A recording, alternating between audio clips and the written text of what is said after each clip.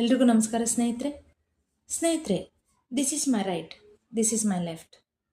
ಇದು ನನ್ನ ಬಲ, ಇದು ನನ್ನ ಎಡ. ನಿನ್ನ ಬಲ ಯಾವುದು? ನಿಮ್ಮ ಎಡ ಯಾವುದು? ನಿಮ್ಮ ಬಲ ನನ್ನ ಬಲ ಆಗಲಿಕ್ಕೆ ಸಾಧ್ಯ ಇಲ್ಲ, ನನ್ನ ಬಲ ನಿಮ್ಮ ಬಲ ಆಗಲಿಕ್ಕೆ ಸಾಧ್ಯ ಇಲ್ಲ. ಇದನ್ನೇ ಜೀವನದ ಸಾರಾಂಶವಾಗಿ ತೆಗೆದುಕೋಬೇಕು ಅಂದರೆ, ನನ್ನ ಜೀವನದಲ್ಲಿ ನನಗೇನು ಸರಿ ಅನಿಸುತ್ತೋ ಅದು ಇನ್ನೊಬ್ಬರಿಗೆ ಸರಿಯಾಗಿ ಕಾಣಿಸಲ್ಲ, ಇನ್ನೊಬ್ಬರಿಗೆ ಸರಿ ಅನಿಸಿದ್ದು ನನಗೆ ಸರಿಯಾಗಿ ಕಾಣಿಸಲ್ಲ. ಯಾಕೆ ಅಂದರೆ ನನ್ನ ಸಮಸ್ಯೆಗಳು ವಿಭಿನ್ನ, ನನ್ನ ಆಲೋಚನೆಗಳು ವಿಭಿನ್ನ, ನನ್ನ ಪರಿಸ್ಥಿತಿಗಳು ವಿಭಿನ್ನ, ನನ್ನ ಸಂಪನ್ಮೂಲಗಳು ವಿಭಿನ್ನ, ನನ್ನ ಭಯಗಳು ವಿಭಿನ್ನ. ಹಾಗಾಗಿ ಇತರರ ತೀರ್ಪಿನ ಆಧಾರದ ಮೇಲೆ ನಮ್ಮ ಜೀವನವನ್ನು ನಿರ್ಧರಿಸಲಿಕ್ಕೆ ಹೋಗೋದು ತಪ್ಪು.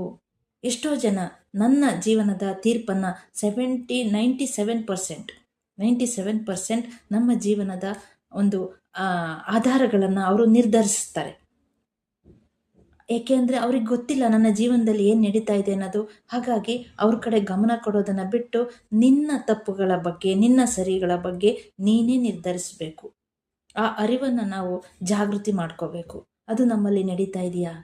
ಅಥವಾ ಅವ್ರ ಕೈಲಿ ನಮ್ಮ ಸ್ವತಂತ್ರವನ್ನು ಕೊಟ್ಬಿಟ್ಟಿದ್ದೀವ? ಇನ್ನೊಬ್ಬರು ನಮ್ಮ ಸ್ವತಂತ್ರವನ್ನು ಕಿತ್ಕೊಂಡಿದ್ದಾರಾ? ನಮ್ಮನ್ನು ಬಂಧನದಲ್ಲಿ ಇಡ್ತಾ ಇದ್ದಾರಾ? ಅದು ನಮಗೆ ಗೊತ್ತಾಗಬೇಕು ಸ್ನೇಹಿತರೆ. ಅದೇ ನಮಗೆ ತಿಳುವಳಿಕೆ ಇಲ್ಲ ಅಂದರೆ ಇನ್ನೊಬ್ಬರ ಮೇಲೆ ಡಿಪೆಂಡೆನ್ಸ್ ಇರುತ್ತೆ. ನಮ್ಮ ವೀಕ್ನೆಸ್ಗಳನ್ನು ಇನ್ನೊಬ್ಬರ ಮೇಲೆ ಹಾಕ್ತೀವಿ.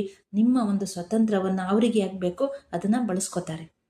ಹಾಗಾಗಿ ಇಲ್ಲಿ ಎಲ್ರಿಗೂ ಅವ್ರದ್ದೇ ಆದಂಥ ಸ್ವತಂತ್ರತೆ ಇದೆ.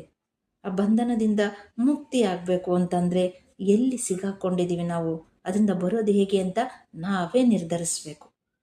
ಅದಕ್ಕೆ 2 ನಿಮಿಷ ಕಣ್ಮುಚ್ಚಿ ಕೂತು ನೋಡಿ, ಒಳಗೆ ಹೆಂಗೆ ಜಾಗೃತಿ ಆಗುತ್ತೆ ನಿಮ್ಮ ಅಂತರಂಗದೊಳಗೆ ಅಂತ ನಿಮಗೆ ಅರಿವು ಬರುತ್ತೆ.